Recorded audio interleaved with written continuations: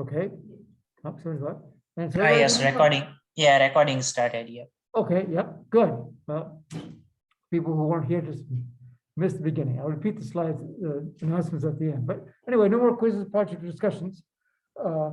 Yep. Nobody wants to do extra work at the end of the semester. Typically, most people are very busy at the end of the semester. So we've had, and we're just running out of time. Don't want to do it over Thanksgiving. It leaves only 1 week. So, yeah, so no more of that. All right.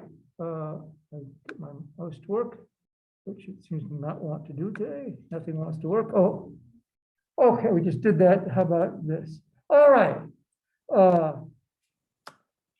Today we're going to talk about ad fraud. And so let's talk a little bit about how online advertising works.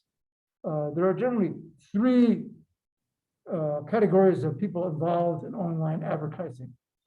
There are the publishers. They're the people who own websites that want to show ads. You've seen lots of websites that have zillions of ads along the side, along the bottom. These are publishers. Anybody who has a website that might want to make some money out of the website will publish ads. Because even if you have a website where you don't intend to make money from the people using the website, in other words, it's sort of a free, open, hey, let's have a website for this. You can get money out of it to afford having the website by putting ads on the side, and advertisers will pay for it. Now, advertisers are another organization or a group of people who want to advertise their product. These are people who make something or want to sell some product or service, so they want to do that, and they work with ad networks, the ad managers, and the ad networks get requests from the advertisers to show their products, and then they find publishers to put them on there. Typically, the publishers will have some sort of link on their website that gets updated by the ad network. Well, here, let's go over this in detail. So again, publishers are just websites, people who want to display things and hopefully get some money out of it. Advertisers want to advertise their product. And then the ad network or ad managers are the people in between who work with the advertisers and the publishers to see that the advertisements get on the websites.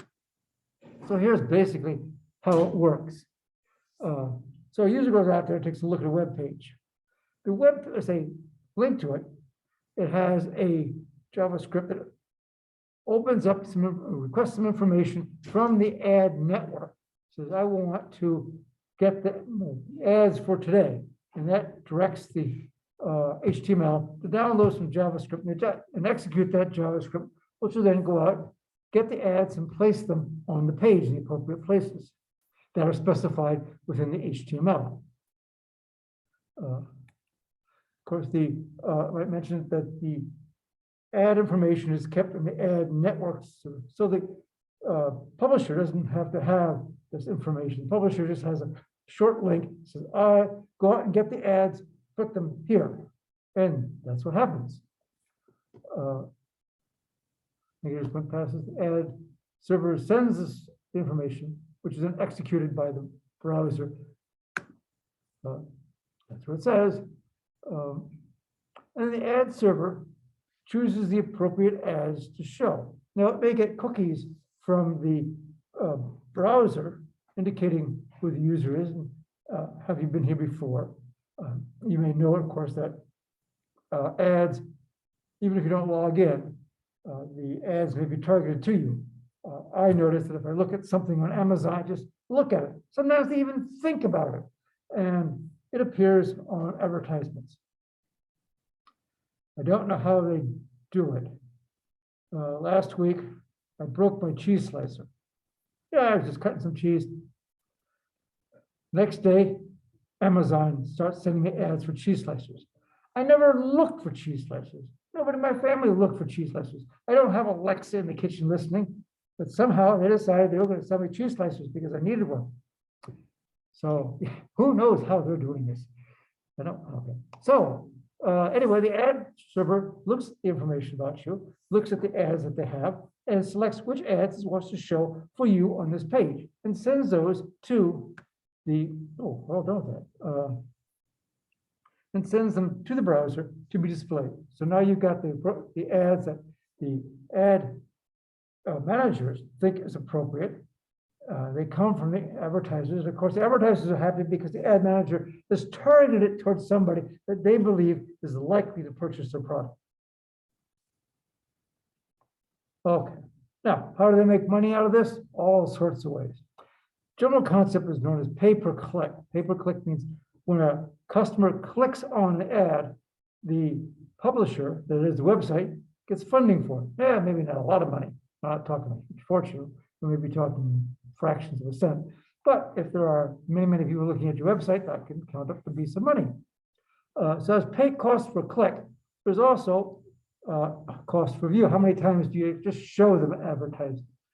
Not that anybody does anything with it, but it just appears on your web page. So if they don't want to pick that they don't want to go to it, that's not really the publisher's problem. Just because nobody wants to buy widgets, that doesn't mean it's a problem. So that's pay-per-view, and I guess the CPM is paid for thousands of views.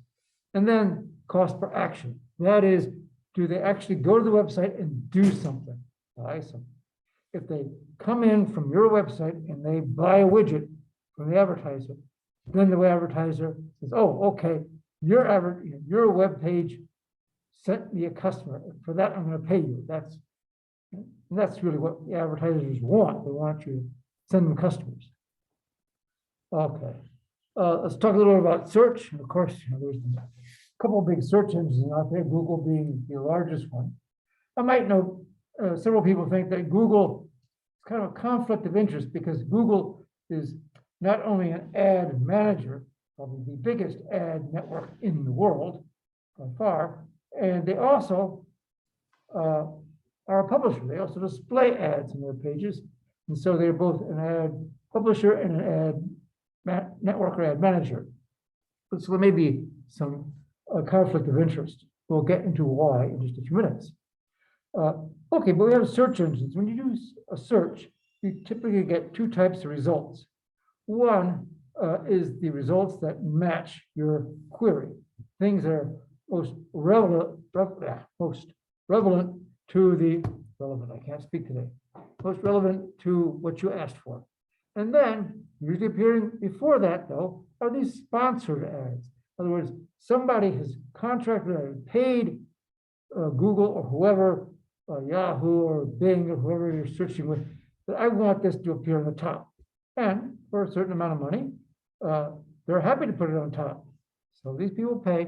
So when you do a search that's sort of related to what they're selling, and sometimes it doesn't have to be very related, they'll put their advertisement as if it was a search result. Now, Google at least always tells you that, oh, no, this is an ad. So you look at the first ones and you can say they're ad, these people paid for this position. The rest of them are just there for relevance. All of these ads are prone to ad fraud. Okay. Now, there's all types of ad fraud depending on who's involved. We have publishers and advertisers, and of course, the ad networks.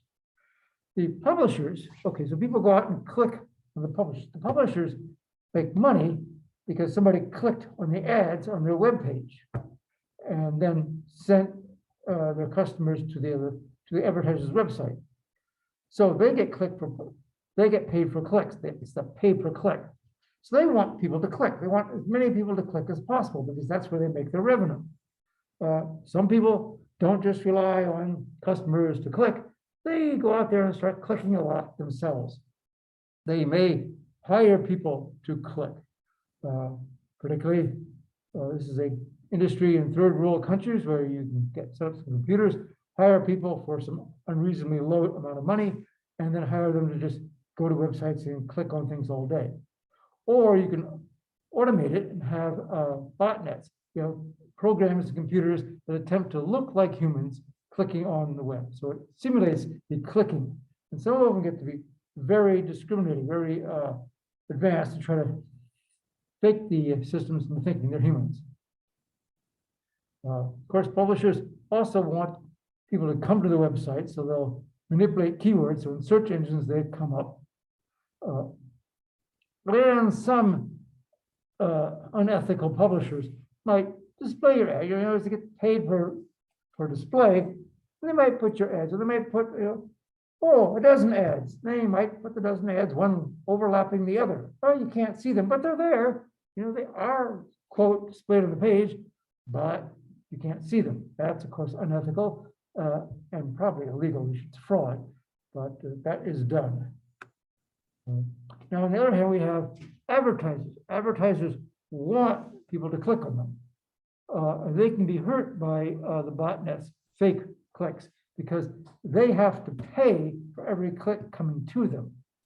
And so these fake clicks cost them money.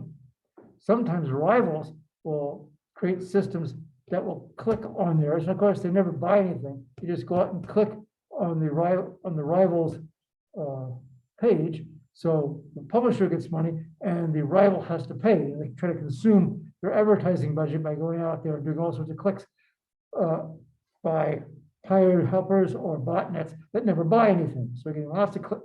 It's advertising that doesn't produce any results. Okay. Well, now, how do you fix this? Well, Google, being the world's largest ad network, works pretty hard on this. So that's what they say. So they have an ad quality team, ad traffic quality team. They do a bunch of things. They have all sorts of artificial intelligence systems to search for it.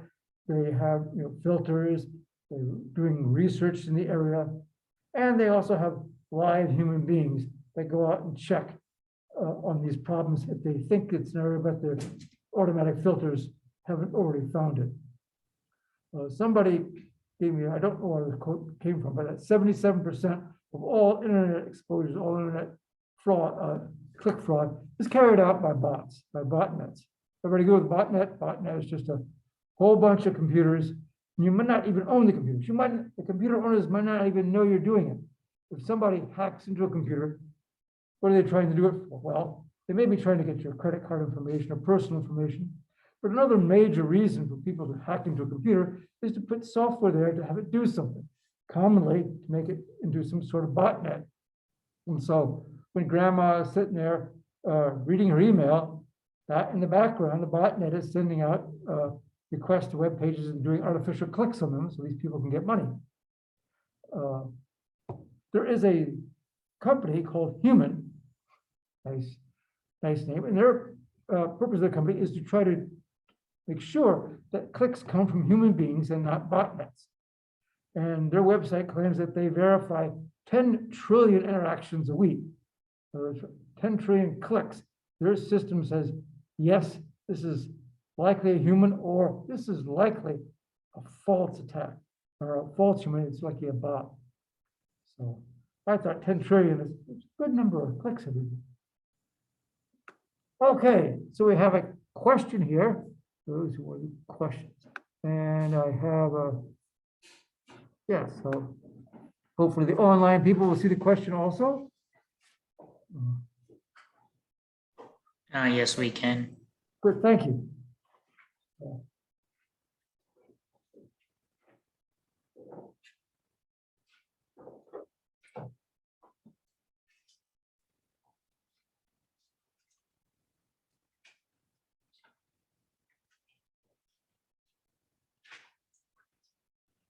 Oh, right.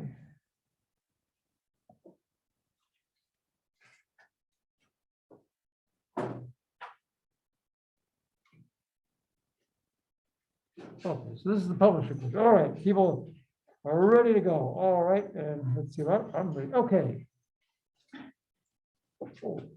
Unfold it carefully. Okay, got him here in live studio audience. People, all right.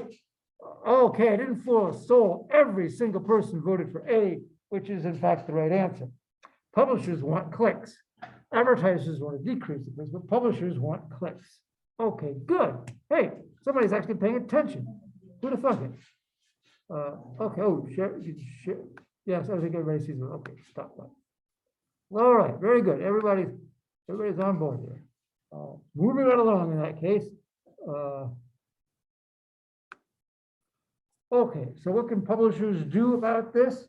Well, on their, usually with their advertising manager, they can say, what kind of ads do I want to see? And they can say, if this ad is copied from my system, somebody has a copy, takes the code from the, and puts it on their system, that the ad manager system will notice this and not allow that to happen. In other words, they want all the clicks on their site on their site. You can also prohibit ads from competitors. In other words, if you're the Acme widget company and can consolidated widget ads appear in your system, that's not real good. So you can specify certain to the ad manager that certain ads will not appear on your website. Also, not only can you restrict individual websites, but you can do categories.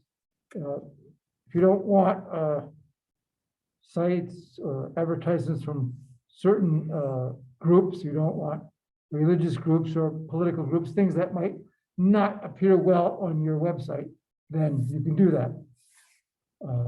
So you can limit the kind of stuff that appears on your website because it might have an impact on how people perceive your website. Particularly imagine you have a website aimed at children. You're going to be very picky what kind of ads appear on it. Okay. Advertisers can also do things to defend themselves. When you get information, when a click comes in to your system, you can know, well, where is it coming from, who sent it, what's the address of the machine, when did they click to get something, when did they do something. And then you can see if you get clicks, you get a lot of clicks that don't do anything. You know, there's a problem, particularly if you get clicks from the same address frequently, where they're clicking on your site, but they're not doing anything, they're not taking any action, they're not buying your product. Then you can go, that's probably a fraud. And many of these, of course, most of the advertisers all report this back to the ad network. When you're doing that through Google, you report back to Google. They have a big process for trying to fix this. You could also specify certain geographical areas. For instance, if you think a click farm is operating in outer Mongolia, you can say, well, I'm not going to allow that people to get to my network. I'm not going to accept ads, or actually, I'm not going to accept clicks from that geographical area because it seems to be somebody out in a yurt in outer Mongolia clicking away, doing false clicks. Also, in fact, it could be local. There's another company someplace, somebody's working in New Jersey and they got a click farm there. You might say, I'm not going to take clicks from that area. Now, one of the things you can really do is it's called remarketing. In other words, only allow people to click if they've been there before. Or in other words, you have a list of your customers. And so when somebody goes on a website, the ad network will only give them an ad if it appears in your list of previous customers. That way, previous customers see this and new customers don't. And that significantly reduces the problem with bots because they don't see the ads. They don't see your ads. They only if they bought something from you before do they see the ads. And of course, that means you get to see ads over and over again from companies that you've dealt with. And while that seems annoying to me, turns out the statistics are in their favor that if they annoy you enough, you usually buy something. They had percentage of sales based on how many times they sent you the ad, and it goes up quite a bit. Yeah, after about 8 ads, they probably got you. Okay. Now, people have been doing this quite a bit. A recent court case, just a couple weeks ago, a Russian, or I think they got him in Bulgaria, but they grabbed a Russian for doing this. He and his company was doing click fraud, and he had a huge organization. He had gotten 765,000 IP addresses, split them amongst his servers so they can frequently look like they're coming from all sorts of machines. They had specified in the domain name server system false locations for them. So it appeared that they were coming from all over the world. In fact, they were all in one location. And was going out there, clicking all over the place, and caused a lot of damage. They got fined $3,827,493. You always wonder where the prosecutors got that number, but that's a number. So they did catch him. They grabbed him in Bulgaria and then brought him to the United States, extradited him to the United States, where he got 10 years in prison.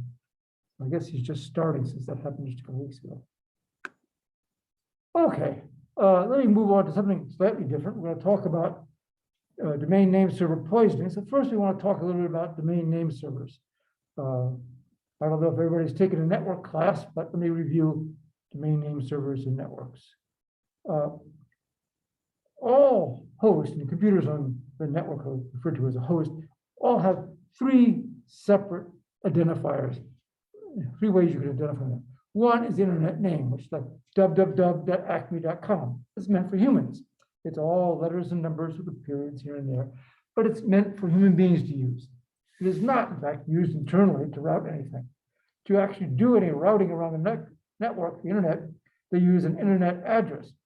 In Internet version 4, which has been around for several decades, addresses are a 32-bit number, an integer. With Internet version 6, they're now 128 bits, so much larger. We're running out of 4-bit addresses, or excuse me, 4-byte 32-bit addresses. Internet version 4 is gotten kind of old, and we're moving to version 6 slowly. So those are 128 bits internet addresses, and that routes things across the internet. But the hardware, the Ethernet or whatever you have on your computer, doesn't understand internet addresses. It uses a physical address that is built into the piece of equipment. And so your laptop, or your desktop computer, or your phone, or whatever it is, has a physical address built into it. Every Ethernet interface is different. In other words, every laptop has a unique physical address or Ethernet address. And it is that physical address that the hardware actually uses. So if you want to send something to my laptop, it has to be addressed with that physical address, or my laptop will never get it. My laptop won't know what to do with it. So it has to have an internet address to route it across the internet. It has to have a physical address to actually be recognized by the machine. And then we have internet names for humans to use. Okay. To map these together, there's a mapping between internet addresses and Ethernet addresses called ARP, which we're not going to talk about. But to map between the names for humans and the internet addresses, there is a domain name server system. It's a distributed database that contains all the names and addresses. Actually, no server in itself contains all of them. It's distributed, and there's an organization hierarchy by which you can find anything. So computers can send a request to their local domain name server to get the IP address of a particular machine, because you have to have the IP address to actually send something. The name alone doesn't work, you have to have the address. But you ask your domain name server address and it sends it to you, and then away you go. It's also important to note that both the domain name servers and your computers cache these addresses. In other words, if I'm going out to Acme and I ask my domain name server, what's the IP address of www.acme.com, and it sends it back to me, I keep that. So if a little later on I want to send something to acme.com, I know the IP address, I don't have to go looking for it again. There is a tree-structured hierarchy for domain name servers for domains. Well, at the top is a root, but then there's these like .coms. All the .coms are under the .com structure. And you have .org, .edu, .mil, .gov, yes, .net, lots of things. So for each whatever, there is a server managing that group of systems. And the .com server knows all the .coms below it. It doesn't know the .edus, the .nets, but only the .coms. And it knows a server that manages that, so it can send that one. Now it's a hierarchical distributed system. Every organization, that owns a domain, like A&T, has the ncat.edu domain, has to have a domain name server, and that domain or more has to have at least a domain name server. I think A&T has at least 3. And that domain name servers must know the addresses, the names of all machines in that domain. This allows the local domain to create names as they wish. In other words, the local domain can name a machine whatever they want, dot, here at A&T can be anything you like, .ncat.edu. That's how they allowed me to have williams.comp.ncat.edu. But then our domain name server has to know all the names and addresses of all those machines. Other domain name servers do not know that. They have to ask ours. Okay. So there's a path by which they search to these things. Let's take a look. Okay. Let's start with this diagram here. Well, we have me.ncat.edu. It's just we're looking for a name. And we want to find out what is the IP address for www.acme.com. So my computer sends a request to my local domain name server here on campus. It says, what's the address of www.acme.com? Well, then, assuming that one doesn't know, it doesn't have any idea where to find it, it asks the root, the major root. Well, of course, this is like you just turned it on in the morning or after a huge disaster, you turn it back on, doesn't know anything. So it goes up and asks the root domain name server, where do I find .com names? And the root sends back and says, well, go look at the .com server. So it sends a request to the .com server saying, I want to know www.acme.com. Well, I don't have that information, but you should ask the DNS.acme.com. This is the DNS for the acme.com domain. So it sends a request to that. And since that is the domain name server for that domain, it is responsible for having that information. And so since it has it, it will send that information, the IP address of acme.com, back to the domain server, our local one that asked, and then that information is sent back to the computer. So it looks around to find this. And of course, this can take a while. It's been floating all around the network. Once it gets it, it saves that information. Now it knows how to get, so back up. Now the domain name server has the address of the .com, has the address of the acme.com domain name server. And so it caches and knows the www.acme.com, all these machines.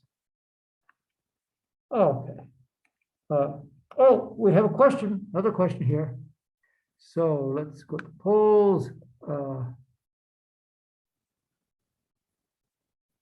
not what I want. Sorry, try again. All right. Okay, I think people at home can see this. It's a question about the root domain name server, the one at the very top.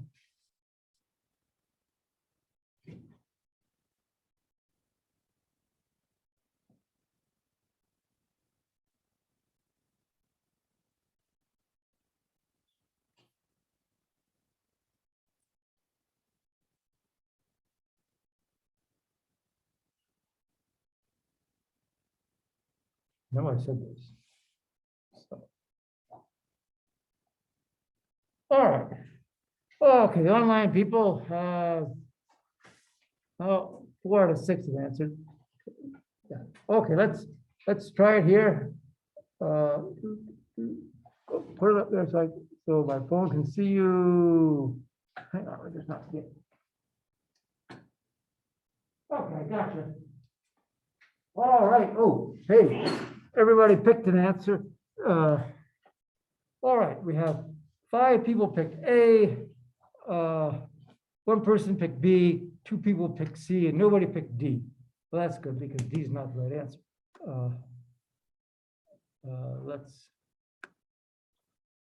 Yes, the domain name server, everybody picked A. Oh, everybody said A, that's bad. The answer is B, B, the answer is B. The domain name server does not have the address of everything on the server. There's zillions of websites on the server, servers on them. They change all the time. One machine would be overwhelmed trying to do that. In fact, actually, there are many root domain name servers that are duplicated around the world for performance and for reliability. But no, the domain name servers have the IP address of high level ones. It knows what a .com is, it knows a .edu, it knows a .net, and sends people to those. It doesn't know whoever answered see the Ethernet address is completely wrong. Nope. None of them care about the Ethernet address. That's done at a very local level. Okay. All right, so let's look at a second example. Okay, after we've done the search for www.acme.com, and we found that and information was cached. Now, say my computer wants to go to ftp.acme.com, a different computer on the same domain.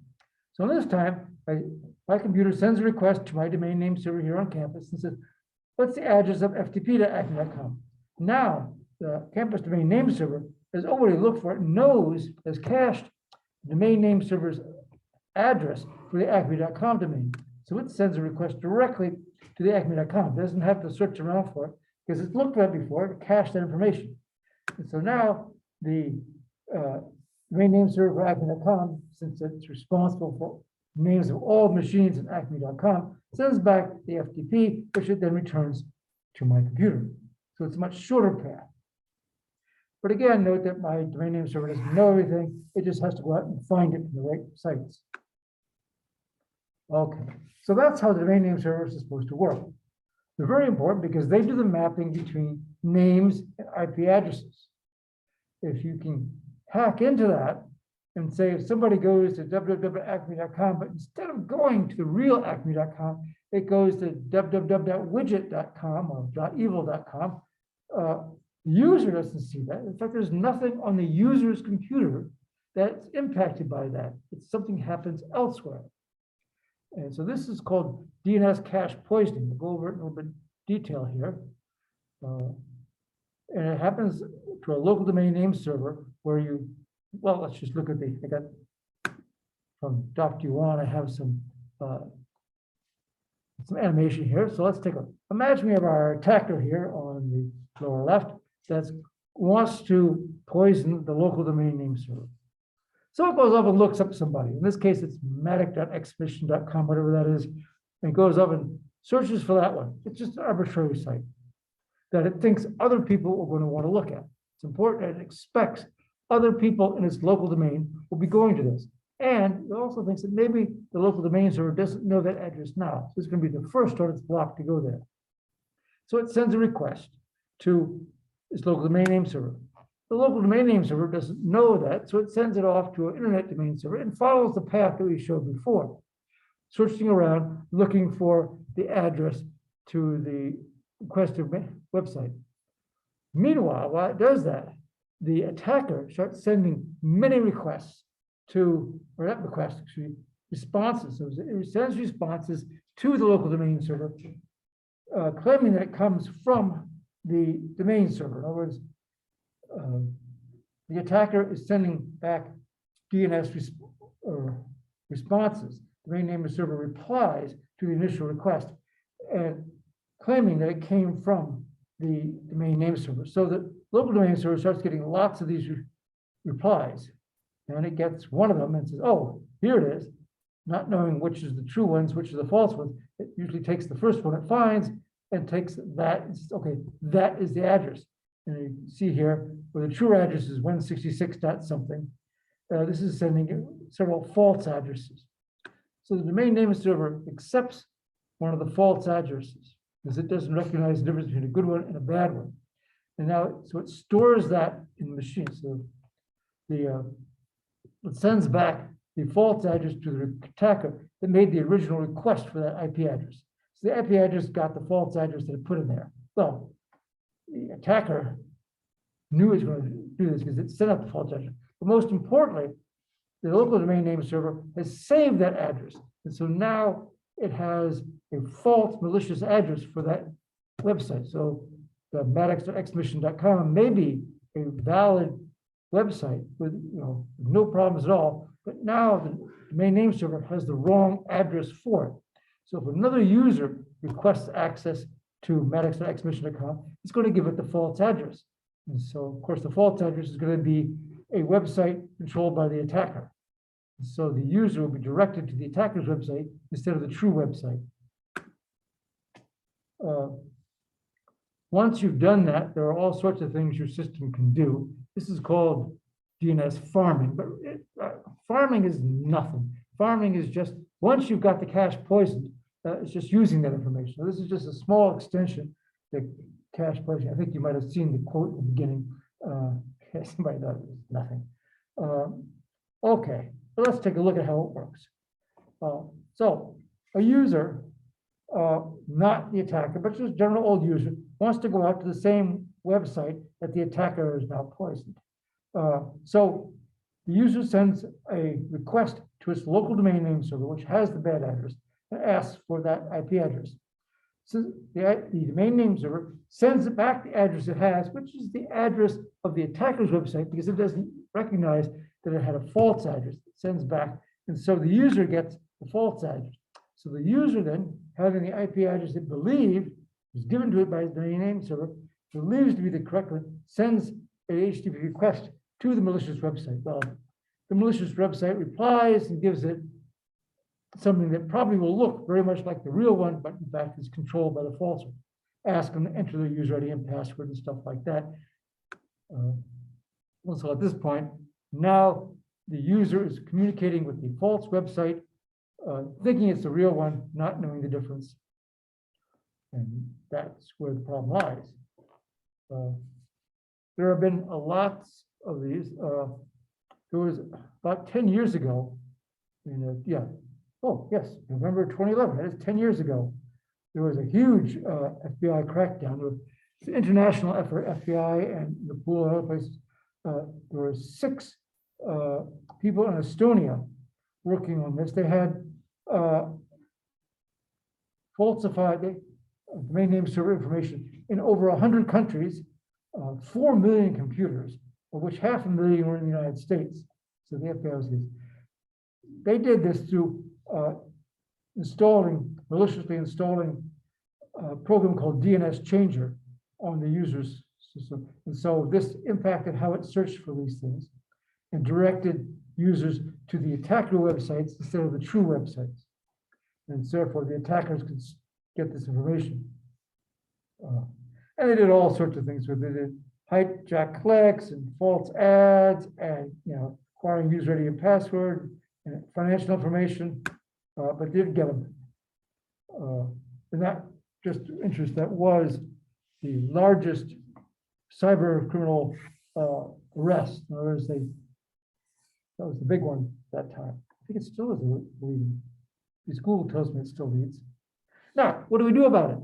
There's something called Domain Name Security Extensions, DNSSEC, and that provides a system for validating and securing information between domain name servers. That's very simple. It's using digital signatures. In other words, if all the domain servers are supposed to have a certificate, when I send a request to you, I pass it by certificate. And it goes, oh, yes. And it uses something like HTTPS. So, oh, I believe it's you. Now, domain name servers, by the way, use UDP, which is, if you're into networks,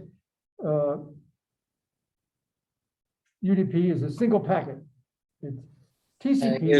User data protocol. Yes, it's a network protocol. TCP is a circuit-oriented, connection-oriented protocol. It takes several packets. You have to have 3 packets to set up a connection. Then you have to send the request, send the reply, acknowledge the request, take down the packet, acknowledge the takedown. It's kind of complicated. UDP, just send the request, it sends back an answer. That's it, nothing else. It's connectionless. The DNSSEC provides a security system for it by adding digital signatures, media access control,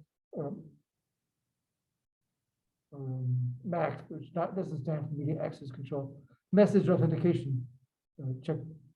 Anyway, it sends it there, and it can verify when it gets it it comes back signed, and then they can, using the signature system, validate that it did in fact come from that domain name server. That prohibits other user attackers from sending the false information because it won't have the proper signatures.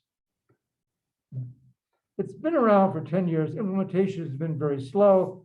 There's a number of reasons out there you can try to figure out if you look at Wikipedia or something. But it's been slowly been, it's now required for all US government, all .gov websites must use DNSSEC. I think all the .mils are also required to use DNSSEC. So we're trying to, not some, but not all of the general populous users, domain name servers use DNSSEC. I don't know if A&T does. I haven't been able to check on that. But it's a way of authenticating the information that you get, and it prevents poisoning by sending false. So which comes around to our next question. What can we do about it?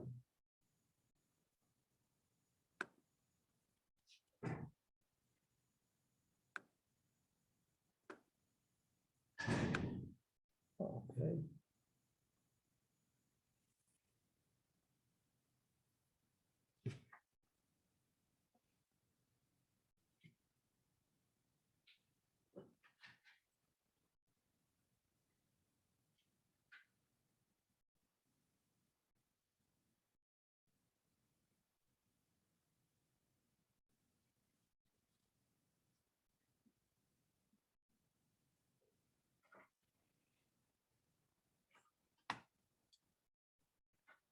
Okay.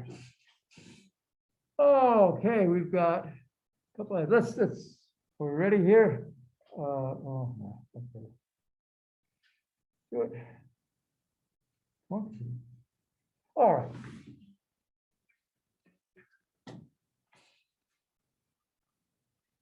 Oh, that's yours. Yours. Oh, what? Oh, yours. My printer wasn't very good in there. I can see that. Oh, got it. Okay. Okay. All right. And so, what do we have for answers here? We have, combining the live studio audience, and we have 3 people voted for all DNS use DNSSEC, which if they use DNSSEC, it would stop it. But also, if we used TCP instead of UDP, which is, 1 person said that, but we had 5 people say all of the above, which is true. With UDP, it's very easy to send a false packet because they're just packets one at a time. You send a request, send a response. Whereas with TCP, you establish a connection. All the packets are numbered. They start at a random number. It's very difficult to add one to it. That was the purpose of TCP, is to try to slow down people from adding false packets into the system. So, okay. But traditionally, even though DNS will use TCP, it generally uses UDP because it's a lightweight protocol, much faster, much easier. Okay, let's see if this will click. All right, so that's DNS poisoning. Got that. Another topic we want to talk about is the difference between Whitebox, Blackbox, and Greybox testing. I might point out that we have definitions of these different models, and these are the hacking versions of these testing models. If you go out, there's also general software development, Whitebox testing, Blackbox, and Greybox testing. But I'm referring in this case to penetration testing. How is it done? There's 3 models typically. One was Whitebox. Whitebox basically means you can see into the system. You can Clearbox or OpenBox probably are informed testing or better names. Generally, this means that the attacker or the tester, in this case, the penetration tester, has the source code of the system. They can look at it in detail and see how it works. This helps. This in case you have a malicious insider who has all the access and all the information. So you can attack knowing just how the code works. That, of course, gives the attacker all sorts of advantages to being able to look at information, see exactly how it works. They can also run debuggers. They have the code, they can run it into a debugging situation using your favorite debugger, Visual Studio or GDB, which is a debugger for C and Unix systems. I know it uses C, it might use other things, but anyway, other debuggers allow you to step through the code and say, oh, how is it working? What does it do in this case? It also generally allows you to change certain values, which makes it easier to do test cases. You know, well, what if I got a value in here that was this? Well, it might take, you know, a lot of wrapper to put that in there. You just go, oh, well, get to that point in the code and say, I'm going to change this variable to this value to simulate what if I sent this? And you can see what it does. So that's, again, they can also use threat modeling. Threat modeling is a system where they go out there and you say, well, what are it? You try to enumerate and list all of the possible threats and then prioritize them. What are the most likely to occur? What are the dangers of they occur? There's some threats are likely but have a little impact. Other threats are moderately likely but have a big impact. It's the ones with big impact that are likely that you want to address first. And I got this from Wikipedia, which asked, you know, threat modeling asked the questions: where am I most vulnerable, or what are the what do I need to do to protect against these threats? So that's threat modeling, where you go out and you look at the threats, enumerate the threats, and then try to determine what are you going to do about them. And then that's easy to do if you have the source code and can see everything. Blackbox testing is the other side. Blackbox testing, you don't have any knowledge of the system. In other words, it simulates an attacker attacking a system who doesn't have any knowledge of how it works. They have to go out there and probe around. They have to first check what kind of access you have, what you're using.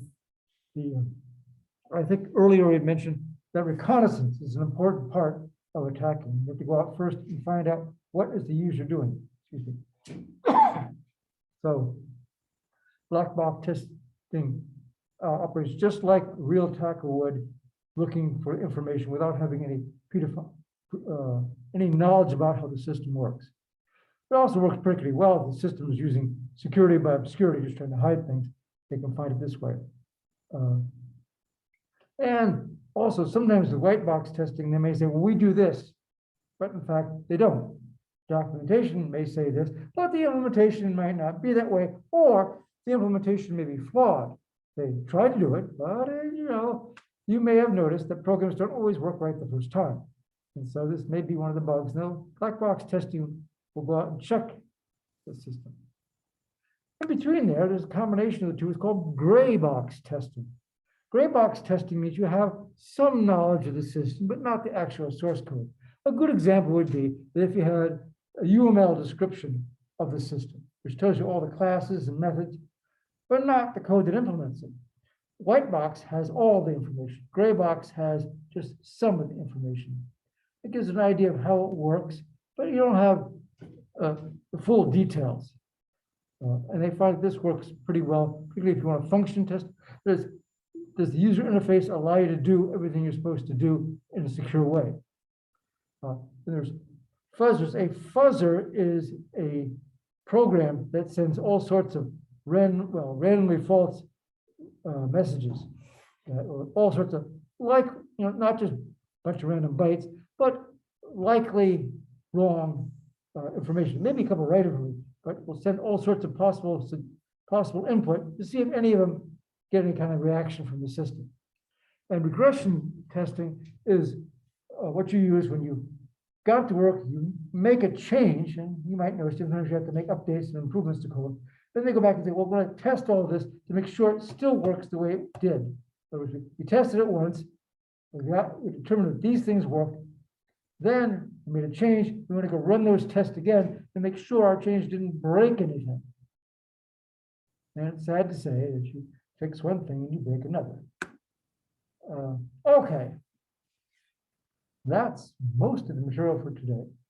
This morning, I got an email from the Cybersecurity and Infrastructure Security Agency telling me, be careful this holiday weekend, or this holiday and during the Christmas break, that, as they say, there are a bunch of malicious cyber actors who don't have the same holiday plans as you do.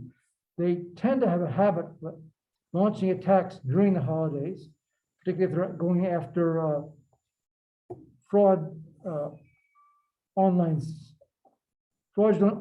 sales. Everybody's buying things online on Black Friday, or I guess, isn't it Cyber Monday, where we're all supposed to go out and buy things? Well, you can bet on Cyber Monday that the attackers are going to be working as hard as they can to see if they can't fool people. CISA warns us about phishing scams. We talked about phishing. Look for the fraudulent. Don't just click. Think about clicking. And then there are fraudulent sites spoofing reputable businesses, and then unencrypted transactions. Particularly, actually, that also applies to fraudulent sites. If you go to a site, Amazon or something, Amazon always uses HTTPS. If you go to an Amazon site and it's not using HTTPS, it's probably not Amazon. They have a guide to safe online shopping, and make sure you do business with reputable vendors. Just because you found them on the web doesn't necessarily mean that they will work fairly. Make sure everything is encrypted, that you're using HTTPS, other things are encrypted. Be wary of emails. You get emails asking for information. That's a phishing attack. Watch out for those. But I also suggest you use a credit card, not a debit card, because credit cards tend to have more safety features in them than debit cards. In other words, usually a debit card will start to complain if you spend more money than you have. Whereas a credit card, since you don't really have any money, it's all the credit card company's money, they're more concerned about it. So, and then check your statements, check your credit card statements, check your summaries from the receipts from the company, make sure you're getting billed just for what you want to, not anything else. Ransomware has been big in the news this year. I went to the CISA's ransomware pages and got their best practices list. This is not necessarily for individuals, but more for corporate attacks. First thing they say, of course, is get a good, current, offline, encrypted backup and test to make sure it's valid. Because if you have a full backup of your system and somebody does attack you and a ransomware, they use a typical, I'm going to encrypt all your data, or you can just go ahead, encrypt my data. I'm going to just restore it back to the way it was for my backups. And if you have offline backups, they can't touch those. So you just go back and not pay them. They strongly recommend you don't pay them because, of course, that gives them more money to operate and do more malicious activities. I might note that they are generally ransomware companies, or yes, they're companies, people who do ransomware attacks are generally very good about giving you the information to decrypt your data once you pay for it. Because it's a business. If they didn't live up to their side of the deal, in other words, if you paid them, but they didn't give you the information to decrypt it, well, nobody would pay anymore. But so in order to keep companies, trying to encourage them to pay, they try to have a good customer relations, and they always pay up or give them the credit, give them the encryption information if they pay. So I think the percentage of ransomware attacks where the ransomware attacker gives the company the decryption information once they pay up is well over 80%, in the high 80s, I think. So pretty good chance.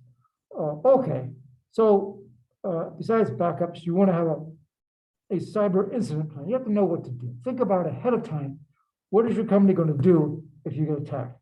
Have a plan, practice it, be ready, have people standing by, particularly on weekends and during holidays. Some poor soul's got to be out there ready to respond should something happen. Again, run your tests.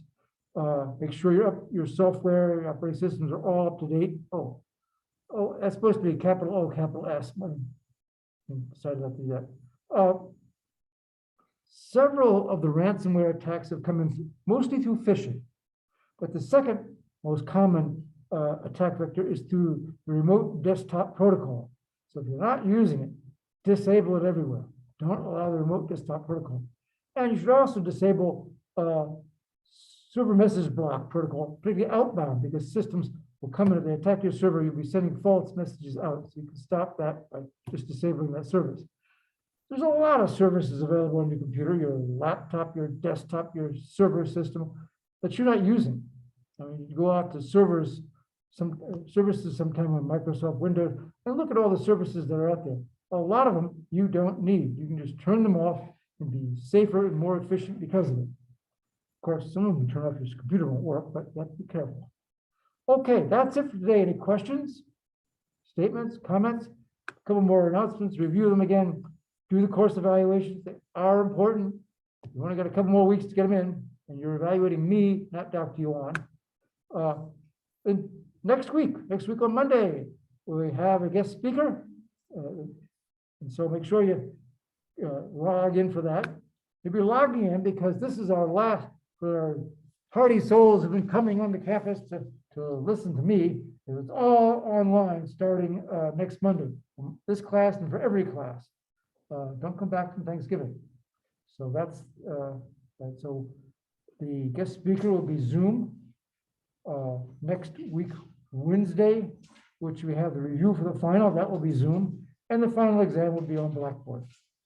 I will try to have a sample final posted on Blackboard before the real final, as soon as I can put it together. I'm already starting to write the final exam. And there's no more quizzes, projects, or discussion boards. We're done with that. I think we're done with everything but the final exam. Does anybody find a problem with that? Is that a difficulty for anyone? If somebody is hoping we'd have more projects, discussion boards, or quizzes? Sometimes our students want that because they need to improve their point average. It's kind of low and they're hoping for more things to do it. You know, anybody like that? No, okay, just. I think we have enough items in course already. Okay, I'm glad you think that because I think I had enough fun grading it. All right. And then we'll just leave it as it is. Everybody gets busy at the end of the semester. Let's not try to make it busier. Okay, well, that's it for today. And we'll see you on Zoom a week from today to listen to our guest speaker. But again, she looks, I think I got a good one this time. She does this sort of thing. She's the a manager at Guidepoint Security, which is a relatively large company in the area of security. And so we'll hear what she has to say. Okay, see you then. All right. Thank you very much.